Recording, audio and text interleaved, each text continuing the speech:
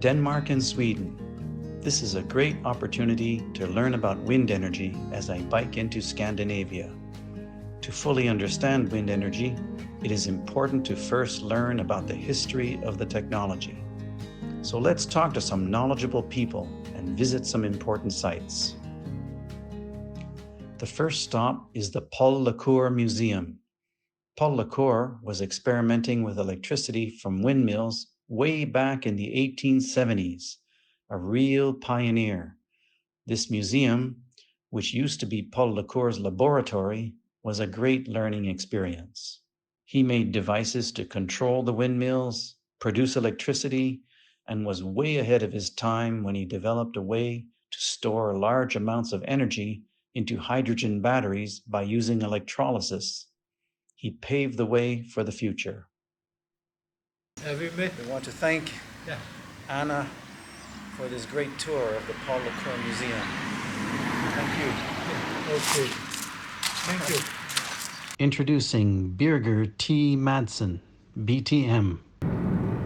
And we made the first Vestas turbines, 10 meter, 30 kilowatt, and a 55 kilowatt, 15 meter rotor diameter. So those would be considered tiny now.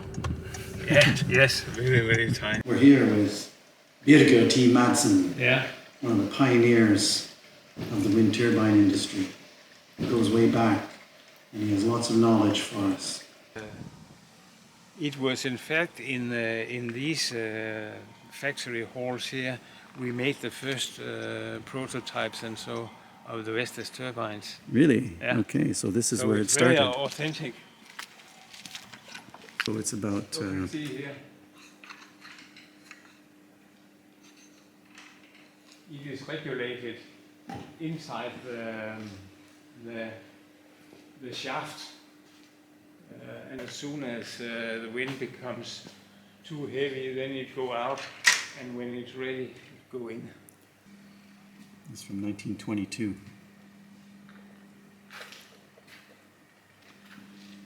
And here is 1979 Vestas. yeah. We made the first wind turbines. Most of them were produced in 1980. It's my Excel art. You can see there, BTM. It's my initials. This is your handwritten Excel spreadsheet. Yeah. And it was some of the first wind turbines. It was really important for us to prove that it was better than many of the prototypes in the 70s. We were supported in the parliament with the left-wing people. But the right-wing people, they took over the government in 81. But they were very keen on employment and export. So we got support from both sides, the left side and the right side. But the reasons from people in the right side, it was export and employment, and it was more ideological from the left side. So it was a good combination. This is a very early prototype of this one, and you can see it is parts from lorries and so, and they used as a second-hand equipment bought. Well, that's how prototypes start. Yeah. Vestas and Siemens together have a world market share of about 20%. These two companies, with Vestas as the biggest. Vestas is close to 13-40%, and I think it's still the situation.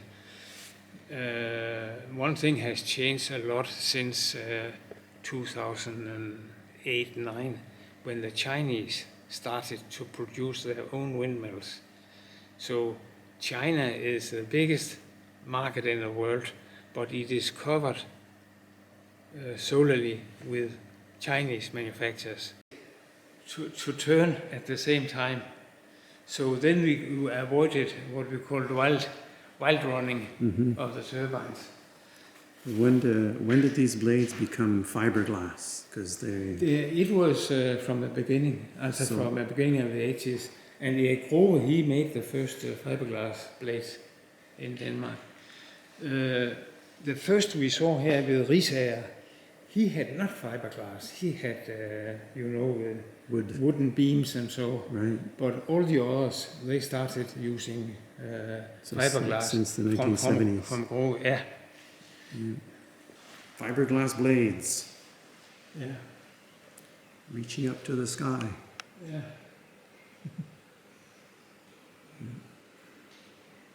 This is a modern Vestas design here? Yeah. It's a Siemens. model.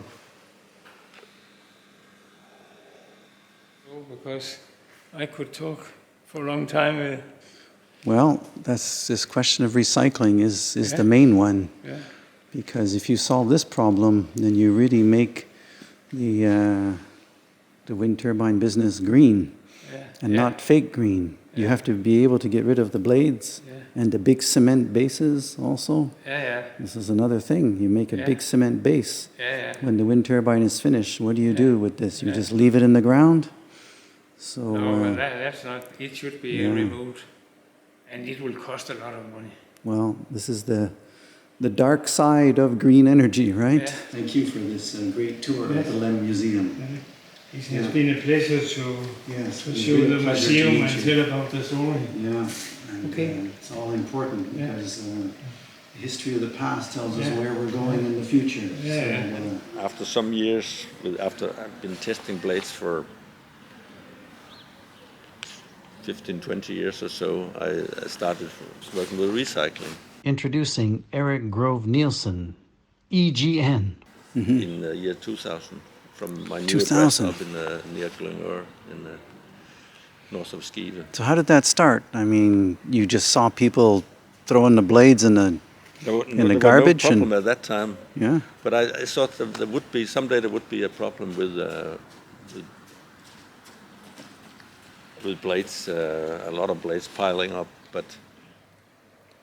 But for efficiency, it seems bigger is better. The efficiency of the wind turbine that you get is just more efficient when the diameter is bigger. Mm-hmm. Yeah. So it's going to keep going in that direction, and a bigger recycling problem, of course, too.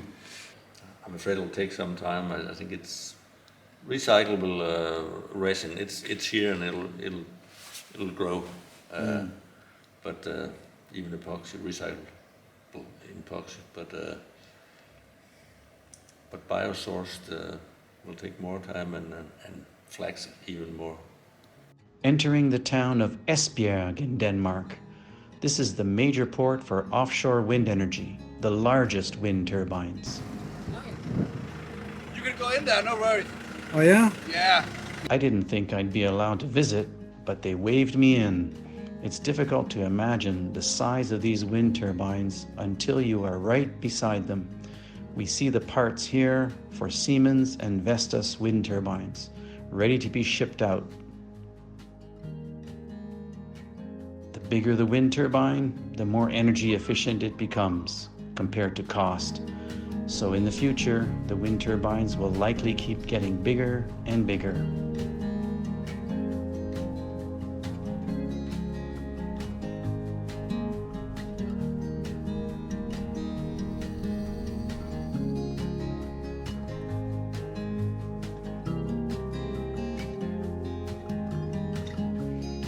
Demark Technical University, or DTU, in Roskilde has been partnering in wind energy for a long time, essential to advancing the technology.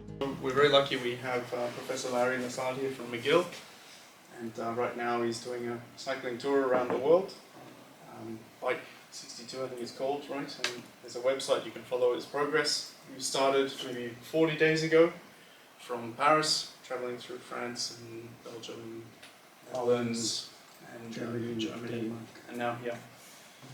And I think we've got a really nice statement to start off with, but thank you very much for coming, and hopefully everyone enjoys the talk. Any product we produce for wind turbines has a life. whatever. You could say it's 20, 50, 100, but it has a life. So at some point there is going to be, landfill or whatever if we don't do anything. So it is more a question of, do we deal with it now, or do we wait 20 more years or 30 more years when there is more blades coming? We know that science takes time, so it's probably better to start now providing solutions. Maybe the problem is a market size problem as well, right? So are we ready now with the number of blades that are coming till the end of life today? Well, maybe not now, but it is about, okay, making it, prepare the ground for what that market will be at some point. And also taking design decisions now that will make an impact when the next generation of wind turbines reach the end of life. But these things we need to do now. Probably the only university in the world that does full-scale testing of wind turbine blades, a huge and complex test setup. Amazing. Onwards to Sweden, across the channel, with 3 more university visits planned. The first stop is Chalmers University in Gothenburg. The presentation is going to be in 4 parts. So I'm here kind of touring the world to promote like sustainable projects. So I'm going to talk about 3 different sustainable projects that I've been working on. Moving across Sweden and to the most northern part on my journey is a talk at KTH in Stockholm, the Royal Institute of Technology. Another successful talk with a great audience. You can ask questions about any of the 3 projects or other projects, maybe some interesting related projects that you guys are working on. Or we can talk about cycling. So cycling or recycling, any of those things. So now I think I'll just leave it open for questions. And, yeah. I think we start with the biggest.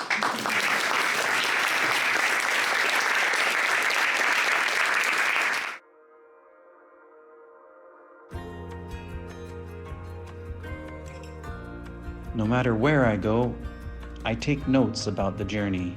I'm learning so much from so many people. During the quiet moments, I try to write it all down in my journal.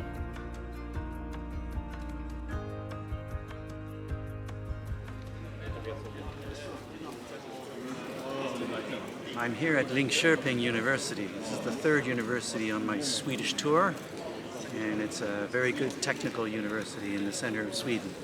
So I'm just about to go give a talk in the A building over here. Let's see how it goes. Lars and I go way back, and it's very important to talk about that because way back when he was visiting PhD at Stanford University, where I was doing my PhD. And Professor Springer, Professor Chang, Professor Tsai, all these people, big composite materials people, they were all telling us, yes, we're going to use carbon fiber and we're going to reduce the weight of aircraft and we're going to save the planet by saving all this fuel. So is that what happened? Well, we did put carbon fiber in the aircraft. They take up less fuel. They're more economical to run. So then they made more airplanes so that more flights became economical to run, and we put more airplanes in the sky and we polluted more in the end. So I came to this realization about 10 years ago that all the work I did in composites just caused more pollution in the world. So then I changed all my research and now I only do sustainable type projects.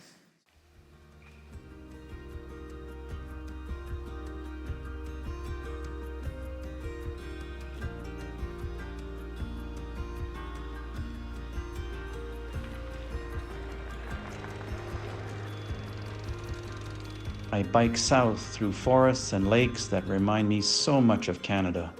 Sweden makes me miss home. I've seen so many great things in Denmark and Sweden, including the beautiful landscapes, forests, lakes, and seaside views.